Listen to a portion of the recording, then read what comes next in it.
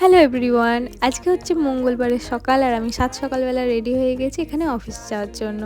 আমাকে যেহেতু সপ্তাহে একদিনই অফিস যেতে হয় তাই আমার একটু বিরক্তিই লাগে যেতে, কারণ কার ভালো লাগে ভাই অফিস যেতে।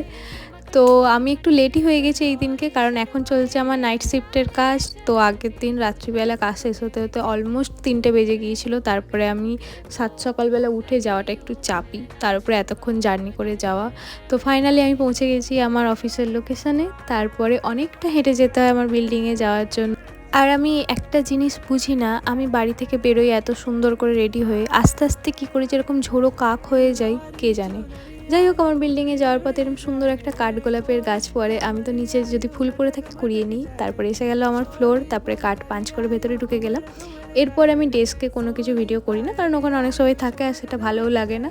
তারপরে চলে গেলাম লাঞ্চে। আর হ্যাঁ, খুশির বিষয় হচ্ছে এই দিনে আমাদের হাফ ডে লিভ হয়ে গিয়েছিলো। Okay bye.